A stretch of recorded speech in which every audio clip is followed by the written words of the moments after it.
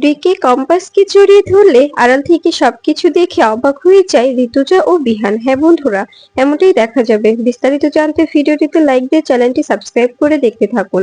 গল্পের শুরুতেই দেখা যাবে এআই কনফারেন্সে অ্যাওয়ার্ড জেতার পরে বিহান বিহান কম্পাসকে খুঁজতে থাকে, কিন্তু কোনোভাবেই কম্পাসকে খুঁজে না পেলে ঋতুজাকে বলতে থাকে, মা তুমি কি কোনোভাবে কম্পাসকে দেখেছো? তখন ঋতুজা বলতে থাকে, কই না তো, আমি তো অনেকক্ষণ হলো কম্পাসকে দেখতে পাচ্ছি না, আমিও খুঁজছি তো, কিন্তু কম্পাস মেয়েটা কোথায় গেল? এখানে ডিকে আছে, আমার খুব ভয় করছে। বিহান, একটু খোঁজ নিয়ে দেখ না বাবা, কম্পাস আসলে কোথায় গেল আর কি করছে।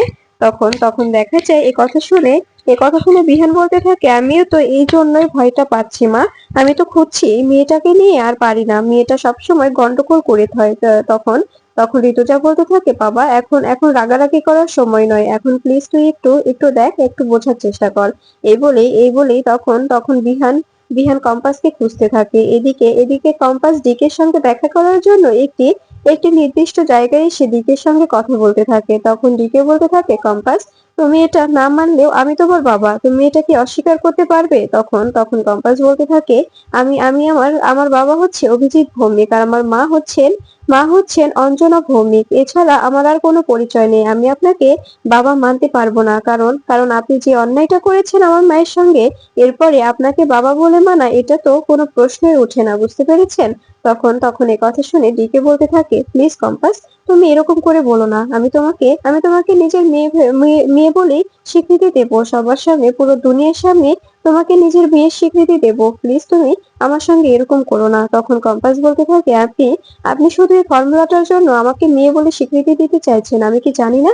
আপনি আপনি নিজের স্বার্থের জন্য এখানে এসেছেন, কোনো আপনার মেয়ের জন্য, আপনার ওয়াইফের জন্য আসেননি। আপনি এখানে নিজের স্বার্থের টানে এখানে এসেছিলেন, হঠাৎ আপনার সঙ্গে দেখা হয়ে গিয়েছে বিধায় এখন আপনি অধিকার খাটাতে চাইছেন, আর এটা এটা কিছুতেই সম্ভব নয়। আপনি আপনি যে অধিকারটা খাটাতে চাচ্ছেন এটা এটা কোনোভাবেই সম্ভব হবে না। তখন এ কথা শুনে ডিকে বলতে থাকে, আমি আমি তোমাকে কথা দিচ্ছি, আমি তোমার থেকে ফর্মুলাটা নেব না, আমি নিজ দায়িত্বে ফর্মুলাটা অভিজিৎ ভৌমিক ও তোমার নামে প্যাটার্ন নিয়ে দেব, এটা আমি তোমাকে অ্যাপ্রিসিয়েট করতে পারি। তখন তখন কম্পাস বলতে থাকে, আপনার মতো নোংরা লোকের সাহায্যের আমার কোনো প্রয়োজন নেই। তখন তখন ডিকে বলতে থাকে, তুমি আমাকে যাই বলো না কেন আমি আমি কিচ্ছু মনে করব না, কিন্তু কিন্তু প্লিজ তুমি আমাকে এভাবে এভাবে অপমান করো না, আমি তোমার বাবা, তুমি ভুলে যাচ্ছ যে আমি তোমার বাবা।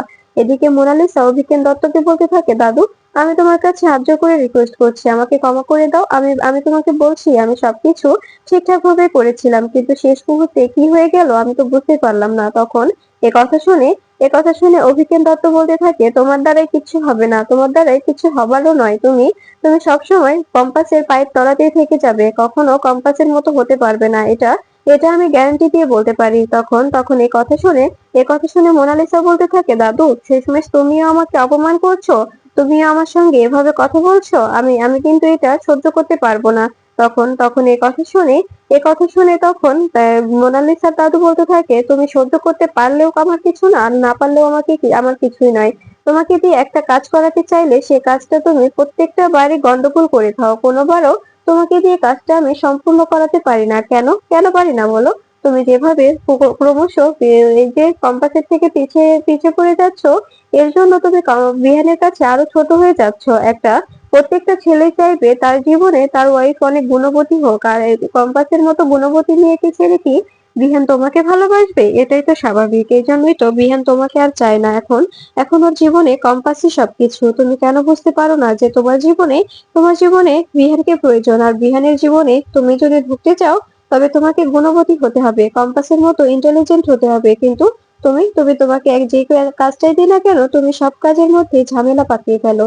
কেন কোনো পারফিউম দেওয়ার কি কোনো প্রয়োজন ছিল? একটা দিন পারফিউম ইউজ না করলে কি হতো? তখন তখন মোনালিসা বলতে থাকে, দাদু আমি কি জানি বলো যে ও আমার পারফিউমের ঘ্রাণটা চিনবে?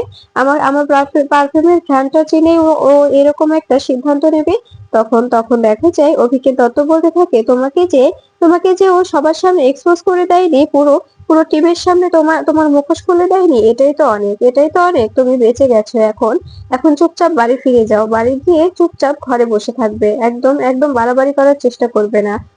তোমার দ্বারাই আর যা বোঝা গেছে, তোমার দ্বারাই আর কিচ্ছু হবে না। এখন যা করার আমাকেই করতে হবে, তুমি না পারবে বিহানকে নিতে, না পারবে কম্পাসকে তাড়াতে। তুমি তুমি বিহানকে ভুলে যাও মোনা, বিহানকে ভুলে যাও। কারণ তুমি যেরকম করে চলাফেরা করছো এরকম করে চলাফেরা করলে বিহানকে তুমি পাবে না। তুমি ক্রমশ বিহানের চোখে দোষী হয়ে উঠছো। বিহান তোমাকে ঘৃণা করতে শুরু করেছে। এরপরে তুমি কি করে বিহানের কাছে ভালোবাসা চাইবে বলো তো?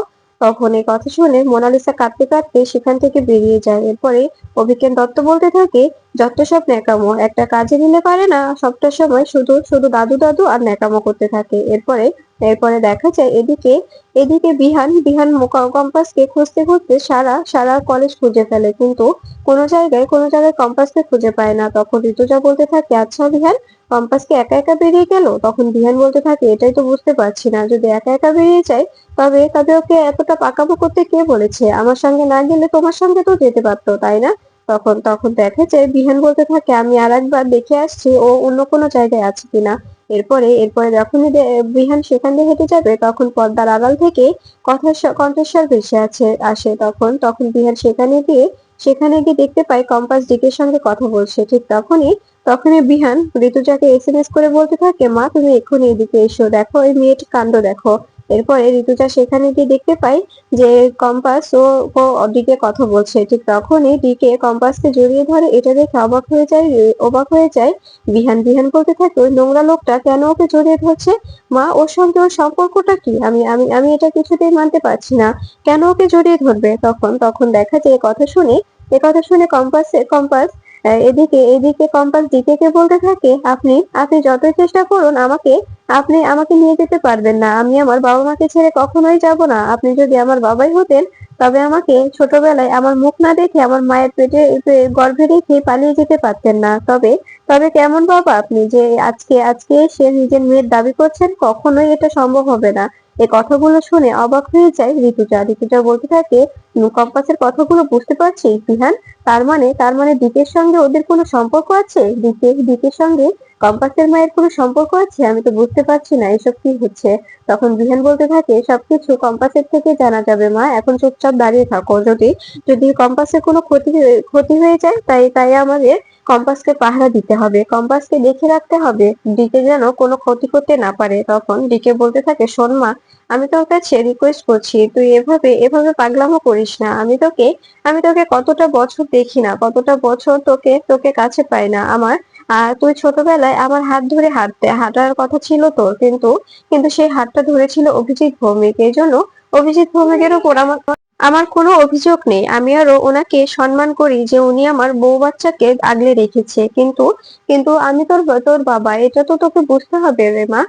আমি এই সাম্রাজ্যটা একমাত্র তৈরি করেছি তোর কারণে। এই সাম্রাজ্যে তুই বসবি, তোর তোর জন্য এই সাম্রাজ্যটা একদম একদম ফাঁকা পড়ে আছে। সাম্রাজ্যের মাথায় থাকবি তুই, আমার মেয়ে কম্পাস। তখন কম্পাস বলতে থাকে, তোমার এই 2 নম্বরে জালিয়াতি টাকার সাম্রাজ্যে আমি বসতে চাই না। আমি আমি এই সাম্রাজ্যের কোনো কানাকড়িও চাই না। তখন দেখা যায় ডিকে বলতে থাকে, বিশ্বাস কর, এগুলো একটাও 2 নম্বরই টাকা নয়। আমি সবটা নিজে নিজে পরিশ্রম করে ফার্মা ফ্যাক্টরি বানিয়েছি। সেখান থেকে আমার ক্রয় করা টাকা এগুলো। তুই বুঝতে পারছিস না? তখন কম্পাস বলতে থাকে, তবে আপনি কেন এই ফর্মুলাটা চাইছেন? অবশ্যই আপনার ওষুধে কোনো কারসাজি আছে, এই জন্য আপনি এই ফর্মুলাটা চাইছেন।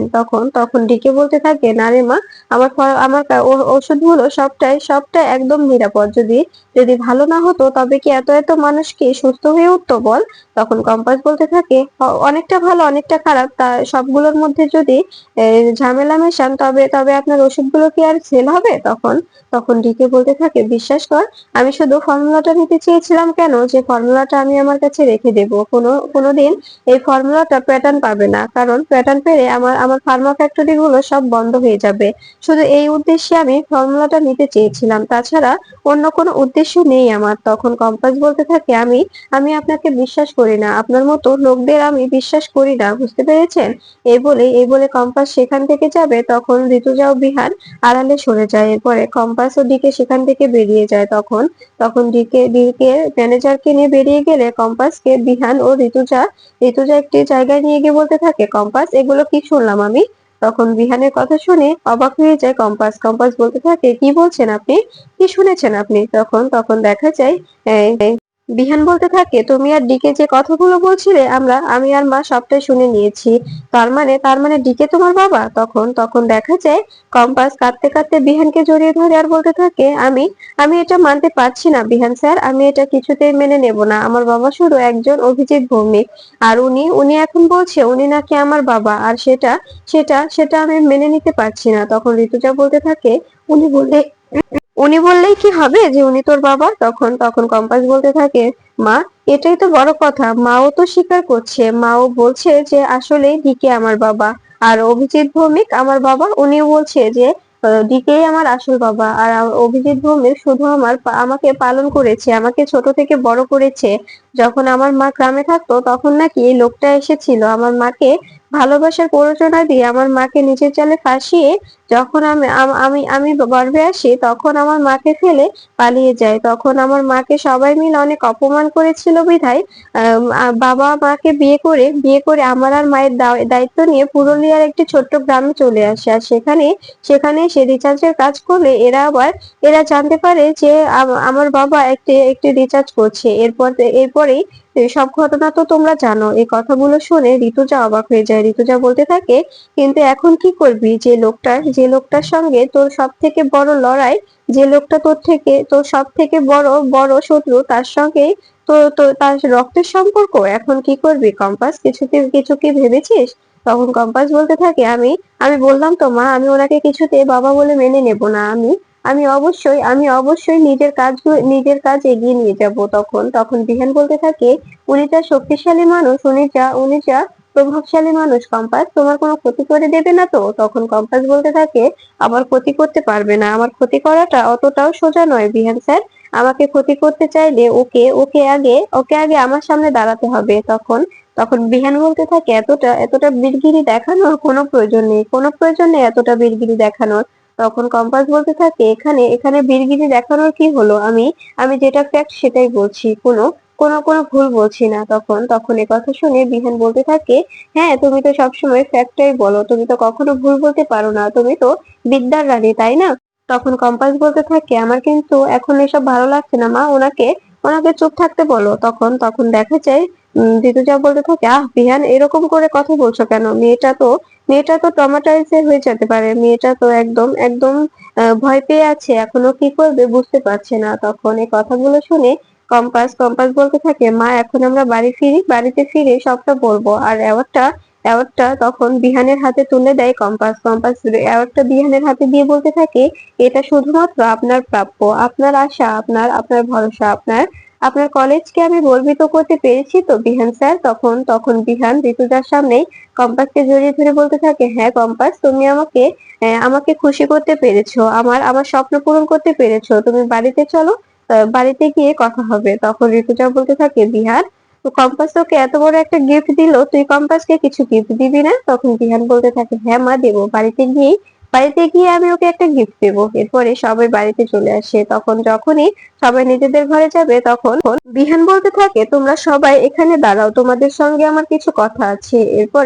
এরপরে সবাই ড্রয়িং রুমে বসে পড়লে তখন বিহান সবার সামনে বলতে থাকে, মা, আমি একটা সিদ্ধান্ত নিয়েছি। এই কথা শুনে ভয় পেয়ে যায় কম্পাস মনে মনে বলতে থাকে, উনি কি করতে চাইছে? ঠিক তখনই সবাইকে অবাক করে দিয়ে বিহান বলে ওঠে, আমি কম্পাসের দায়িত্ব নিতে চাই মা, আমি কম্পাসকে নিজের ওয়াইফের স্বীকৃতি দিতে চাই। এই কথা শুনে খুশি হয়ে যায় ঋতুজা। কম্পাস মনে মনে হাসতে থাকলে মেঘমালা বলতে থাকে, কিরে কম্পাস, মনে লাড্ডু ফুটছে? আমার দেবত্ব তোকে নিজের বউ বলে মেনে নিতে চাইছে রে। তুই কি বিহানের বউ হতে রাজি? তখন কম্পাস বলতে থাকে, দিদি ভাই, তুমিও না সবসময় ইয়ার্কি মারো। তখন তখন দেখা যায় মেঘমালা বলতে থাকে, হয়েছে হয়েছে, অনেক লজ্জা পেয়েছো, আর লজ্জা পেতে হবে না। তখন রশ্মিকা বলতে থাকে, ছোট বৌদি, তুমি কিন্তু জাস্ট ওয়াও দেখিয়ে দিয়েছো, ছোট্ট ভাই কিন্তু অনেক খুশি হয়েছে তোমার উপর। তখন কম্পাস বলতে থাকে, হ্যাঁ, আমি তো জানতাম যে তোমার ছোটদা ভাই খুশি হবে, এর মধ্যে অনেক কিছু ঘটে গেছে। তোমরা কি জানো মোনালিসা আমার তৈরি মডেলটা চেঞ্জ করে দিয়েছিল, পরে আমি বুঝতে পেরে সেটা আবার ঠিকঠাক করে নিয়ে গিয়েছিলাম, তা না হলে তো আজকে অনেক বড় বিপদ হয়ে যেত। পুরো বিশ্বের কাছে নোবেল ফিউচার অফ কলেজ প্রতারণা করার জন্য শাস্তি পেত। ও আমাদের নোবেল ফিউচার অফ কলেজের লাইসেন্সও বাতিল হতে পারতো। কিন্তু কিন্তু আমি শেষ পর্যায়ে সবটা ঠিকঠাক করায় সবকিছু ঠিকঠাক আছে। আর মোনালিসাকেও অনেক রকম ভাবে ধুয়ে দিয়েছি। একবারে কম্পিটিশনের মাঝখানে বলেছিলাম যে এক্সপোজ করে দিই, কিন্তু মোনালিসা হাত জোর করে ক্ষমা চাওয়াতে কিছু আর বলিনি, কারণ মেয়েটাকে তো অনেকবার অনেকবার এই কদিনের মধ্যে অনেকবার ওকে এক্সপোজ করলাম। বারবার যদি এরকম করি, সত্যি সত্যি আবার ট্রমাটাইজড হয়ে গেলে তখন তো আবার ঝামেলা হয়ে যাবে, তাই না? তখন দেখা যায় মেঘমালা আর রশ্মিকা হাসতে থাকে আর বলতে থাকে, কম্পাস তুইও পারিস, তুই পারিস বটে এসব করতে। তখন কম্পাস বলতে থাকে, আমাকে তো পারতেই হবে। আমি আমি যে মডেলটা নিজে তৈরি করেছিলাম সে মডেলটাও বিদেশিদের হাতে দিয়ে আমাকে ভুল প্রমাণিত করতে চেয়েছি।